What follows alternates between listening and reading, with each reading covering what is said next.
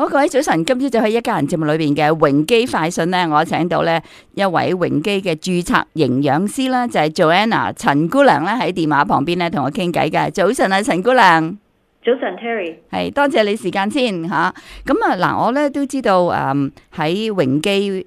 護理中心裏邊咧就係有中式嘅膳食嘅供應啦，或者可唔可以由你咧作為一位註冊嘅營養師，同我哋講下咧佢嘅獨特之處咧？咁因為榮基咧係 Calgary 入邊嚟講唯一一間長期護理輔助護理中心可以提供傳統中式膳食嘅院舍咯。咁其實呢一個係好特別，好多長者都會因為呢個原因咧係希望可以入住榮基，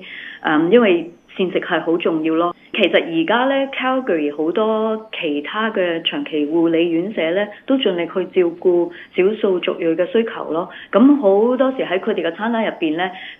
如果係華人咧，都可以選擇飯啊、米飯，又或者喺佢哋嘅餐單度咧，都會有可能一星期都會有一兩個餸菜係會用一啲中式煮啦，希望能夠滿足到華人個需要咯。但係榮基係真係一間一日三餐同埋甚至一啲小食咧，都係提供傳統中式飲食嘅院舍咯。咁所以呢度係比較特別啦。好似譬如第二啲院舍入邊咧，應該院友就唔可以每日都飲到老火湯啊，又唔可以話可以食到蒸水蛋啊、冬菇蒸肉餅啊，又同埋甚至好似甜品要食紅豆沙呢啲又係都好難，應該喺第二啲地方咧係唔可能會做到咯。係冇錯，呢啲係即係比較難得嘅。係我記得我哋加拿大中文電台，我哋都有去探訪過榮基嗰啲老友記啦。咁我哋都好多謝你曾經請過我哋咧喺嗰度食午餐啊！真係啊，有一份我哋中國人嘅家嘅味道嘅感覺嗬。係，其實喺成個嘅膳食嘅設計之中咧，你點樣平衡呢個傳統嘅中式美食同埋營養嘅均衡咧？可唔可以同我哋分享下？好似你頭先咁講啦，家嘅感覺其實好緊要，因為喺長期護理入邊咧，就係院友嘅屋企嚟㗎，係以後嘅屋企咯。咁所以其實我哋膳食團隊嘅目標咧，就希望可以提供到佢哋心目中家常便飯咯。呢個就係我哋嘅目標，即係唔係話好似喺餐廳嗰度食嘢咁樣，而係一種屋企食飯嘅感覺。咁而家我哋都好注重點樣去提供到一啲飲食係符合一個院友嘅佢哋嘅一向嘅飲食文化。咁希望盡量能夠符合到佢嘅飲食文化嘅話，咁就符合到佢哋嘅喜好啦。咁其實飲食文化就真係佢哋不嬲嘅飲食習慣同埋飲食嘅方式咯。因為榮基係中式嘅院舍，膳食部嘅團隊咧都係來自唔同地方嘅中國人咯。咁佢哋比較清楚中國人通常食嘅菜式啊、食材啊同埋烹調嘅方式。咁因為呢啲知識令到佢哋都好容易即係諗到一啲咩嘅餸菜係會可以配合到我哋華人長者嘅需要咯。冇錯冇錯，咁加埋咧，你亦都係註冊嘅營養師啦，喺營養方面咧，亦都會非常之均衡嘅，係嘛？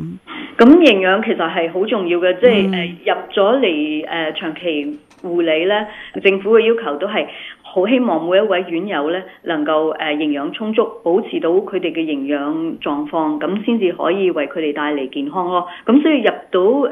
長期院舍每一個院友咧，其實佢哋喺入住嘅時候咧，營養師咧都要同佢哋進行評估啦，睇下佢哋嘅健康狀況、進食能力，然之後幫佢哋設定一個餐同埋一個營養護理嘅計劃咁咯。咁佢係啊，佢哋入咗嚟之後，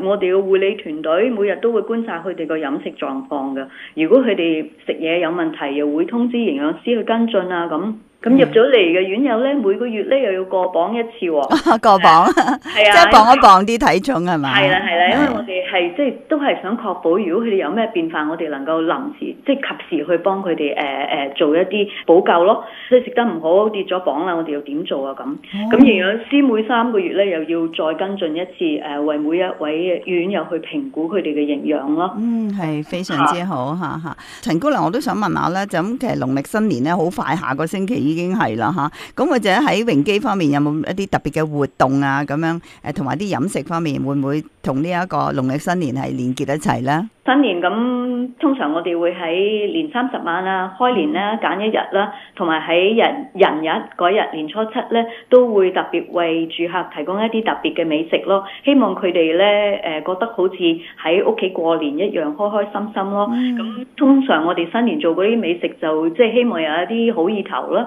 好似譬如一定有蝦啊、有雞啊咁咯。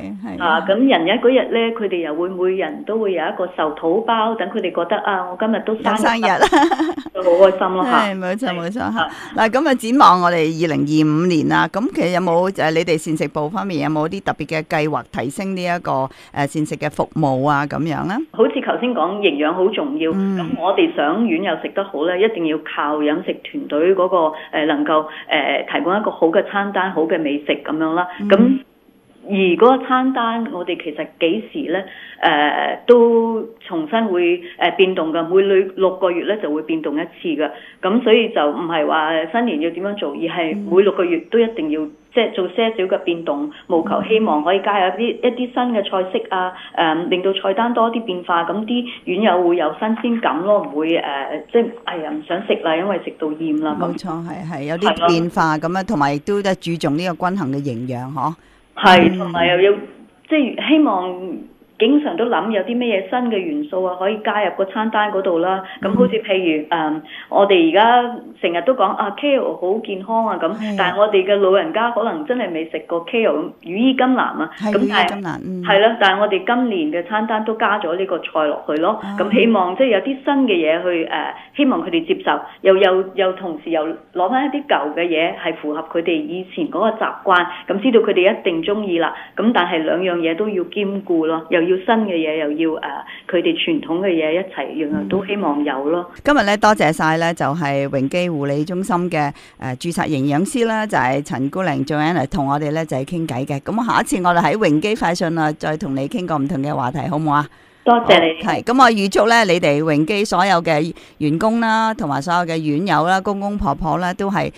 新春愉快啦，同埋身體健康，好唔好啊？多謝。OK， 多謝你。OK， 拜拜。